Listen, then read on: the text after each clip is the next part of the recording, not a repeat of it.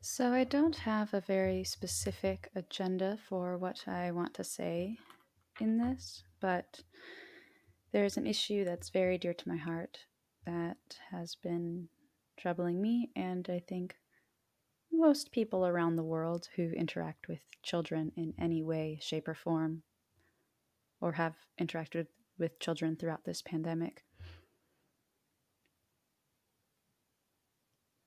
Especially in America here, where the pandemic is particularly bad now, most children, I don't know about most, but in the city I live in Austin, the schools are primarily closed, the public schools. Children have Zoom meetings with the public schools. The school system actually provided iPads for all of the children, which is an amazing resource. But I think, honestly, perhaps a little bit, it's not to say misguided, but it's hard to know if that is actually better for the kids or worse in some ways. I sometimes think when I see how addicted kids are to their electronic devices, I sometimes think that perhaps it would have been better if we had just allowed them to play freely and found other alternative ways. But in a lot of cases, that just wouldn't be possible.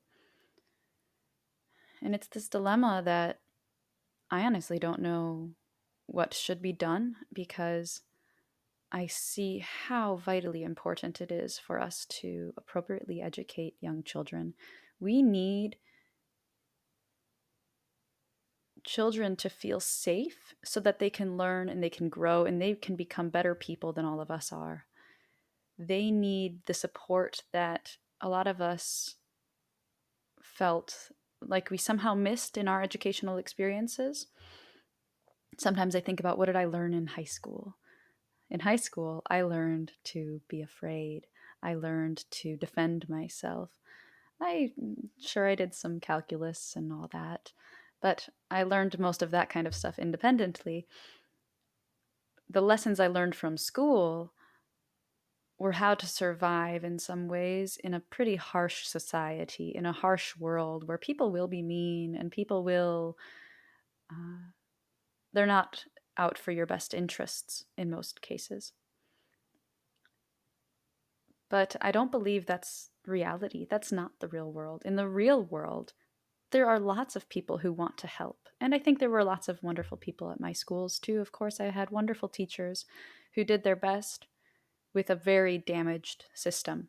I think most teachers I had genuinely cared and wanted to help me and help the other students, but the system itself is broken in so many ways. When I see kids watching a Zoom meeting and they're trying to copy exactly what they see the teacher doing because they think that's the only way to draw something, perhaps. They're told, okay, we're going to draw an alligator today. And then the kids start crying when they can't draw the alligator exactly the way the teacher drew an alligator because maybe they didn't have a green crayon, so they drew theirs pink, or it has slightly irregular shapes. But I explained to these children, you drew an alligator the way you see an alligator, and you've only been alive for 5 years, so it's your hands aren't as big yet. You haven't had as much practice as your teacher has had. Your teacher has been practicing for many, many years how to draw alligators. You have only just begun learning how. You need to practice a lot more if you want to be able to draw them the way she does. And if you practice a lot, even more than she has practiced, I bet you could find a way that's even better than she draws them, because her alligator does not look like a real alligator. It looks like a nice cartoon alligator. So that's just an example of how I talk children through that process. So I don't think the Zoom meetings are bad necessarily, but children do need that adult input, and they're craving that adult input, that real feedback about what they're doing. And that's just something that cannot be done really through those meetings. And that's not to blame the teachers again, because I think those teachers and even the schools, they're doing their best. They're genuinely interested in helping children feel better about who they are and what they're learning and what they're doing, but without any real feedback from somebody who they trust, they can't, it's hard to move forward if nobody sees where you're at. When you're that young, you need guidance and support for your ideas and for your beliefs. Children learn things so quickly. When we talk through concepts or ideas, they pick it up and they understand it on a very deep level, especially social things, because at this age, they're at very young ages. I'm talking mostly about children who are younger than 8 years old here. Children who are younger than 8, the way they understand the world and the way they think is fundamentally different. They love and trust on a very deep level. If you tell them something, they'll believe it, and it will be shocking to them and confusing when they find out that it's not true. So I think it's very important to be honest with them, but also, I mean, of course, I'm not brutally honest. Like, I still talk about fairies with children and elves and fun magical things because the reality is, I don't know. Maybe fairies could have been real in some case. I don't know. I could say I've never seen a fairy, but I've seen fairy houses. That's true. I've seen fairy houses around. I don't know who put them there. Maybe people put them there, but maybe fairies did. And I like to encourage that kind of magical thinking. I think that helps inspire some creativity and a little bit of extra joy for life. I don't think things like that necessarily bring harm. When it comes to monsters and things, of course, there's needs to be more of a balance. I've been playing with the idea of talking through kids talking with kids through the concept of what makes something a monster. Why are they doing that? So if they say, "Oh, a vampire wants to suck your blood," I say, why does the vampire want to do that? Like, why does the vampire want to eat people or something?" And they usually will say, "Well, they like are just evil." I'm like, "Well, why are they evil? Why are they like that?" And sometimes their thing is just like, "Oh, that's what they do." But I try to talk them through and start to think more deeply about why would they do that. And I think maybe, if they're hungry, if the vampire is hungry, could we maybe give them something else to eat? And then they don't need to eat people anymore. Or we talk through different ideas of what they could do so that they feel like they have some power over whatever these monsters are. Or I usually will say, like, I've never heard of a real vampire. I've never met a real vampire. Have you ever met a real vampire? And we talk through those things too, where it's like, I don't think those are real right now. Like, I've never met anything like that. And just, I toy with allowing myself to put myself in their shoes of how they believe, what they believe. And if they believe there's a monster under their bed, for example, well, we can look under their bed and we should entertain their ideas to show that we trust them and we believe them. Because if we don't believe them, how can we address their fears? If we don't believe that they're genuinely afraid of something, how can we address their fears or their concerns? Like right now, many of the kids I work with, they play doctor giving you a vaccine. That's one of their favorite games in multiple kid groups I've interacted with or talked to. Even on the phone, kids talk about vaccines because that's something they hear adults talking about. And whether you think you're talking about it in front of kids or not, they're picking these things up. They hear these things and they know what the adults are worried about. They hear adults worrying about vaccines. So they remember getting shots because that's a very significant time to them when they go to this strange person who sticks a needle in them. They remember that. It's a little scary. And so I talk through that with them. We play those games and we play the game of we're going to the doctor and we're getting a shot. And we talk about how, oh, it pinched a tiny bit, but look, you're so brave. It didn't even hurt you. And now you're safer and now you're healthier. And you'll be safer from the virus. And we talk through how, like, why hand washing works. So instead of saying, like, you have to go wash your hands because I said so, I explain that, well, if you don't wash your hands, well, remember, we were just playing outside in the dirt, and dirt has lots of germs on it, and you don't want to eat dirt. Dirt would taste very bad if you've eaten it. Have you ever tried eating it? It does not taste good. I don't recommend it. Or, like, you just went to the bathroom, and when you go to the bathroom, when you wipe yourself, sometimes a little bit of poop gets on your hands and you don't want to eat that. If you don't wash your hands, sometimes there's teeny tiny bits on your hands still of things that you've touched. And now with this virus, there's could be virus on your hands. But if you wash your hands, then your hands will be clean and then it's safe to put things in your mouth. So we just talk through why, just like treating them like humans, giving them that respect of, I understand your concerns.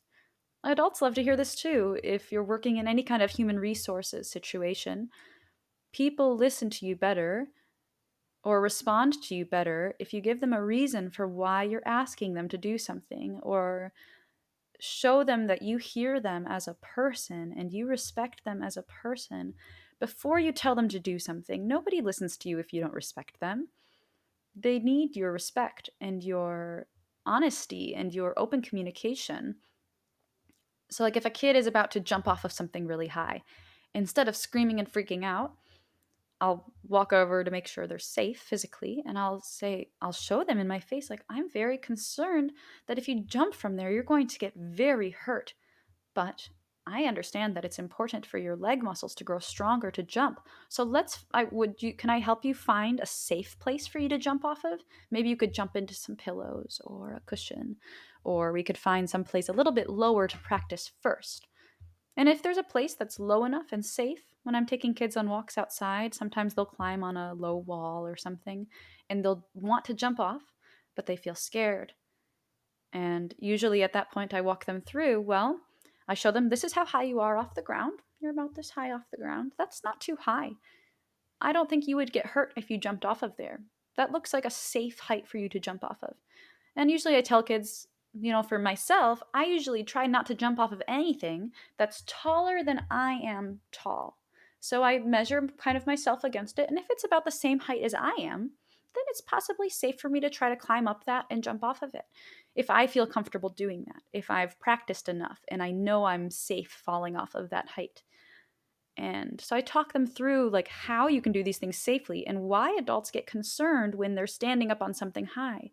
Because if I fell off of something very high, I could get very hurt, and I don't like to get hurt. It's not fun. I feel sad when I'm hurt. So I just talk through those difficulties, and usually that resolves any conflict. And sometimes they will do things and they'll get hurt. And when that happens, if they have a small I know it sounds crazy, but I let a 5-year-old use a hot glue gun, and this 5-year-old is using the hot glue gun, and I several times told them, like, you have to be very careful not to touch the metal part. It's very hot, and the glue, as soon as it comes out, it's very hot, and you could burn your finger. And almost immediately the child touched the hot glue and it was very hot. They weren't burned, they were fine. We rinsed it under some cool water and they were fine. There was no mark. But they remembered that, and we talked through how now you know how to safely use a glue gun, because you'll remember now that it really hurts. It really hurts. You have to be very careful. And of course, I wouldn't let them use it completely unsupervised, but in situations like that where they're learning how to do these things safely, and if they don't learn how to do it safely now, when will they learn how to do these things safely? Are we going to wait until they're adults to try anything that has any risk to themselves? They need to have safe risks. They need to have an opportunity to attempt things that are challenging and then succeed, and then know that they can fulfill their dreams. They can accomplish whatever thing they're afraid of doing if they practice and if they're careful.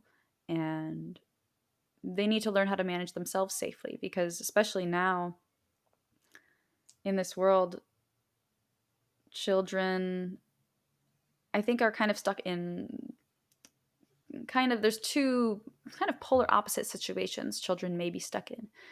They may be at home full time with some parents who are working from home.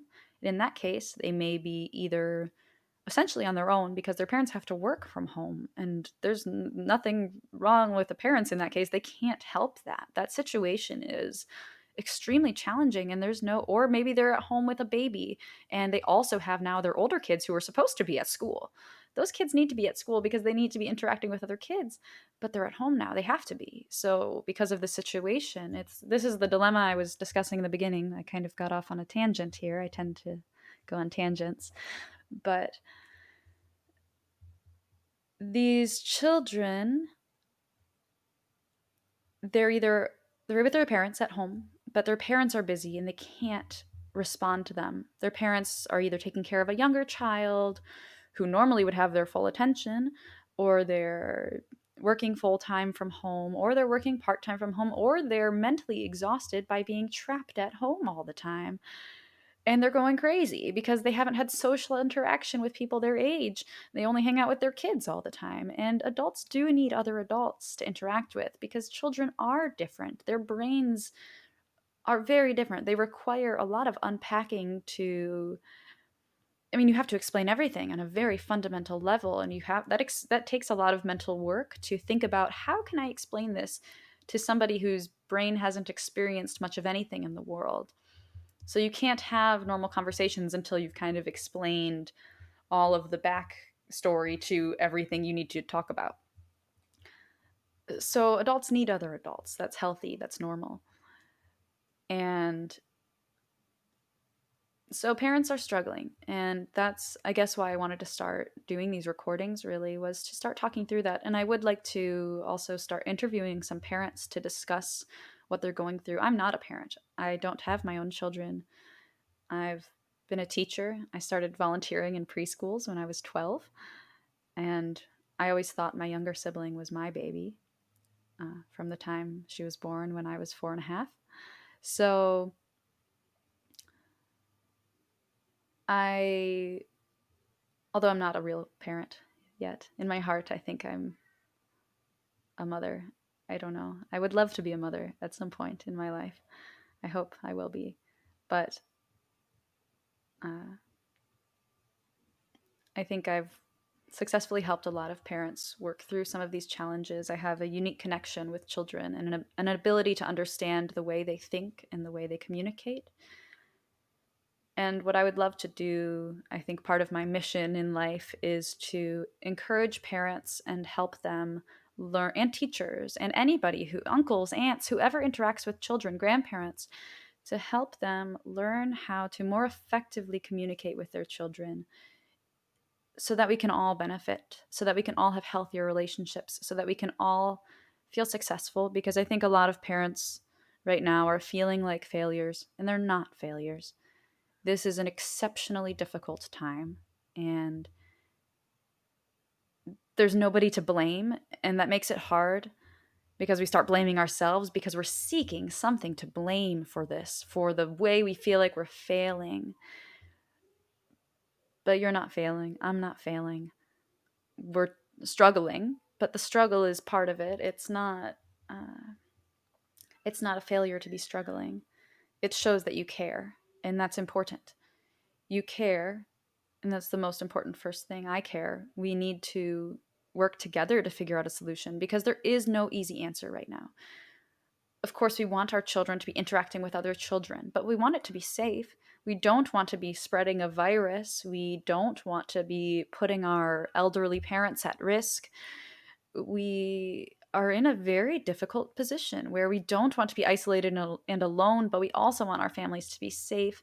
But we also need to be mentally healthy, but we don't want to be irresponsible. We're all stuck between a rock and a hard place. There's no good answer.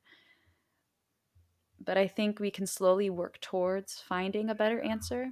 Something I've been thinking a lot about is if we could find a way for any adult, even if they have no children, anybody who's a good friend of somebody who has children, if you have a skill, let's say you're good at sailing or you're good at playing piano, you could find a child in your life, maybe your best friend's kid if you don't have your own children, and offer to give them piano lessons or something. Somebody who's in your bubble, if you have a bubble, ideally, like if you have children in your bubble in some way. Think about something you could teach them, some kind of skill you could provide, since they can't go to school and their parents are wiped out, understandably wiped out. It's hard to be full on with your kids 24/7, and now you're also their teacher, and also, like, if you had younger kids, now you're suddenly with all of your kids. It's a lot. There's no easy answer to this, and I'm not saying it will be easy even if we find an answer. What I'm hopeful is that perhaps other adults can step up, and as a society we can kind of create more of a village mentality now that we're forming these pods, these safe bubbles. I've seen neighbors coming together and forming communities because they need to. They need each other to survive this, to get through this, to communicate effectively. I mean, I've heard it said a million times that it takes a village to raise a child, and it does. We need to step up as a community, as a country, to support children in this time because children are feeling alone and they're feeling confused. They're scared. They can sense that all the adults are confused and scared, and they don't have much experience in this world, and they don't know what's coming either, and the adults don't know what's coming. But I think the least we can do is try to, I guess, shelter them, shield them from this, from the pain we're all experiencing, from the challenges we're all facing. They don't need to worry about who's the president. They don't need to worry about what jobs they're going to find next. They don't need to worry about those things. Right now, they need to worry about growing healthily and developing their basic life skills, their basic communication skills, their understanding of nature and of themselves, primarily of themselves, and what their skills are and what they're not so great at. They need to learn those things so that they can effectively decide what to do with their lives. I think a lot of us have never even thought that deeply about what are our skills? What are my talents? What are my strengths? And what are my weaknesses? I don't think we spend enough time considering all of that. And we just kind of follow life and let life take us where it goes. And we don't worry too much about it. But I really believe that we can empower children to be better than we are, to understand themselves and their needs and their skills and their feelings. I'm a millennial, and millennials are very in touch with our feelings. We know why we are the way we are. We know what our traumas were. We've unpacked it and we've psychoanalyzed ourselves crazy. I mean, I don't want to speak for all millennials, but pretty much every millennial I know has done a little bit of psychoanalysis on themselves. We think about our issues with our parents and with our siblings and with our experiences with our partners, and we think about how it's hurt us, and then we think about what our coping mechanisms are. We all know our coping mechanisms. We've talked about it. We do yoga, or we meditate, or we do whatever, we go biking. We have a lot of healthy coping mechanisms, and I think a lot of people in my generation have overcome a lot of mental struggles, and that has made us very self-aware, but we still have to fight for those, uh, fight through those struggles. We still carry some of that baggage and we still struggle with it, even if we know the healthy coping mechanisms. My vision for the future is that we can teach children the healthy coping mechanisms preemptively before they face any challenges or traumatic experiences. If we teach them in advance how to cope and how to stand up for themselves, how to communicate effectively what they need, we they don't need to experience the emotional turmoil we went through. They can be healthy and confident and move forward with their lives confidently, with strength. And I really believe it's possible to have this upcoming generation save our world in a way. I don't know about save it. I don't know what's to be saved exactly, but I just really have a dream that children will be able to confidently exist in a way that we can only imagine, we can only dream of. And I'm excited to see. I see a lot of potential in the kids I've interacted with. They're really beautiful people, and they have beautiful hearts, and they're kind to each other and kind to themselves. And of course, they struggle with their emotions, but we talk through it. We talk through their anger. We talk through their fears. There was a little girl I was working with, and she got really angry about something. She was actually just very tired. And we talk about that, how sometimes when we're hungry or tired, we feel angry, but we're not really angry. We're just hungry and tired. And sometimes if I feel angry, I take a break and I maybe eat a snack or I take a nap, and then I feel better. So we talk through those coping mechanisms again.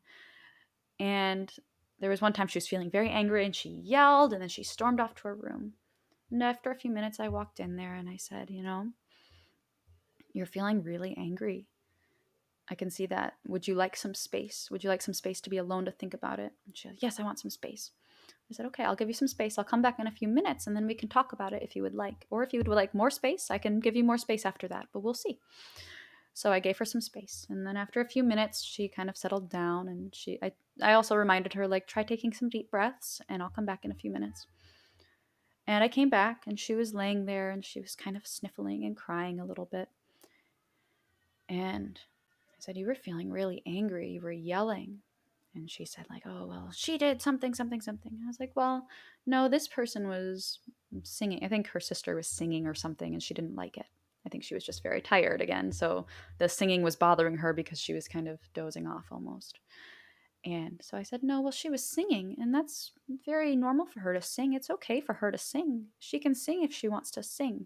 But if you don't want her to sing, if it's bothering you, you could ask her nicely to stop singing. And I bet she would stop because she loves you and she cares about you and she wants you to be okay. She loves you. She wouldn't sing to annoy you. She wouldn't sing to make you angry. She goes, she was making me angry. I said, no, she was not making you angry. She was singing because she likes to sing. She was not trying to make you angry. You are angry. You're feeling angry. But she did not make you angry. And, she kind of paused and she started to get upset. And she was saying, like, well, I just don't like to be angry and I can't control my feelings. And so we talked through that. And I said, it's okay to have big feelings. You have very big feelings. You have a lot of passion. That's called passion. You have big feelings. She goes, I don't like to have big feelings. I said, well, no, it's a very good thing to have big feelings, but it's important to know how to regulate those feelings and how to control those feelings. You are in control of yourself. You are in control of your body. You are in control. You can acknowledge that you're angry, but then think about why you're angry. And remember, every time, if you're feeling angry at a person, usually that person is somebody you love and who loves you and who wants you to be okay and who you want them to be okay. You love them and you want them to be okay. Do you think yelling at them will make them feel more okay? Will yelling at them make you feel more okay? And at this point, she's crying and hugging me and apologizing for her actions. And I'm telling her, no, you have nothing to apologize. Well, I'm thank you for apologizing for yelling because I don't like it when you yell at us. But I understand why you did. And I understand you were feeling very angry. And it's very hard to control your feelings when you're angry. Even grown-ups have a hard time. And she goes, yeah, my mom has yelled before. I said, yes, grown-ups have a very hard time controlling their feelings. Grown-ups yell too because they have a hard time controlling when they're feeling angry. That's something that happens when people are angry. But we can learn how to control it and how to manage it. We can learn these things. We can practice breathing. We can take a break. And we talked through lots of different ideas. With another child I've worked with who used to have very angry outbursts where he would kind of attack other children in a classroom I was working in, what we would do is I would, of course, physically stop the behavior if he's attacking another child. You can't, I won't allow another child to hurt them. And I say that. I say, you may not hurt my body. You may not hurt other people's bodies. That is not okay. And we remove the child from the situation physically. If I have to, I'll carry a kid out of the room and say, you may not hurt people's bodies. You're not in trouble right now, but you may not do that. That's not okay. And I use a very firm voice with that it's not okay. And that behavior needs to stop. But then we talk about what we can do. And after the child has calmed down, first the key is to calm the child down and usually taking deep breaths. And I model this. I take deep breaths with a child and I'll hold them tight to my body and just comfort them. And I'll remind them, I love you. You are safe. And I love you. I'm not angry with you. You're okay. And we talk through those feelings and we talk through what happened. And I try to give them a different perspective. Usually I try to give them the other child's perspective. Why did the other child hit them? Why did the other child take their toy? It's not because the other child did not take their toy because they're mean. They took it because they wanted the toy, just like you want the toy. And we talk through those, like why things happened and how they could have responded differently. And sometimes we don't do that part in the same day. Sometimes when the child is calm the next day, like with this child who was regularly angry for a while, I would find him on a calm day, and we actually made a little book talking through what to do. It was a what to do when I'm angry book. So it says, when I'm angry, I can, and there's a picture of him on the front of it. And when I'm angry, I can. And then when he's in a good mood, when he's feeling very positive, has had enough sleep, has had enough to eat, we talk through what else can you do when you're angry? What makes you feel better when you're angry? And I maybe will give some ideas, and if he likes the ideas, we'll add them to his book. So it could be things like I'll throw a stuffed animal at my beanbag chair, or I'll ask for a hug from a grown up, or I'll take 10 deep breaths, or I'll draw a picture, I'll rip up a piece of paper. There's all kinds of different options for safe, healthy outlets. I'll go run outside for a while. I'll meditate. I'll take a break and read a book for a while. I'll go spend some time alone, somewhere comfortable. I'll talk to a friend about it. There's all kinds of things we do as adults, and we can think about the things we do. So when your child is struggling with something, think about what you do when you're having that same feeling. When you're feeling angry, or when you're feeling, if you're good at regulating it, or find somebody who's good at regulating it and talk to them about it. I'll answer your questions, whatever. Uh, and talk through what they could do. Think about what you do, and then think about how they could apply that as a child. Children are capable of these things. I've had 5-year-olds who are like, hey, let's meditate for half an hour. And they ask me to put on peaceful music, and we sit and meditate. Sometimes their meditating looks like them crawling upside down on the couch, but they're quietly doing it, and they're breathing, and their eyes are closed, and they're wiggling, or they're making sounds, but they're at peace, and they're comfortable, and they're emotionally regulating. They're managing their feelings. And that's healthy, and that's okay. Sometimes we'll be sitting meditating, me and these 3 5-year-olds, and one of them will just start laughing, and then we all start laughing, and it's fine. There's no problem. It's I really believe we can do this as capable, strong adults.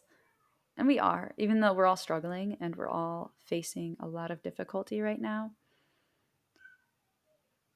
I'm confident in our ability to help this next generation, and if we work together. And it may not be possible to physically work together right now, but digitally, I think we are capable and strong. And I'm really excited to see what's next for the future generations of the world. Thank you for listening, and I will catch you all later. I will continue to talk like this. I think I'm a rambler. I enjoy talking a lot. So instead of just talking at the few people in my bubble, I think I will begin to talk more to myself and to the world through the internet. So if you have any questions, you can email me or send me a message however you see fit.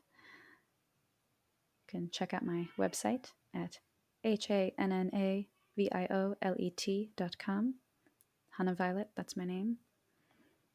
Love you guys. See you later.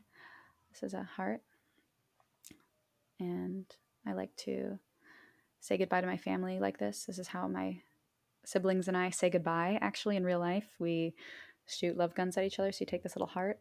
I know it doesn't really look like a heart too much. I can't get the camera right, but it kind of looks like a heart, sort of like that. But you take this and you put it in your love gun, because I don't like to shoot. I mean, kids shoot me with things if they're playing gunplay, which kids hear about guns in the real world. This is a side note. Sorry, I was about to end this, but parents often have questions about guns and what to do when their kids are trying to shoot stuff. I tell kids, I don't like it when you shoot me if it's something bad, but usually I don't even say that at first. Usually I say like, oh, what kind of gun is that? I wouldn't like to be shot by a real gun because that would hurt me. But is it a cookie gun? Is it an ice cream gun? Is it a love gun? I'd love to be shot by a love gun, but I don't like to be shot by a real gun. If they say it's a real gun, I was like, well, then you could shoot a target because I don't want to be shot by that. And it would hurt people if you shot people with a real gun. And if they want to hurt you, that's a different problem that needs to be unpacked further. And that happens too. And that's something I can address in another talk.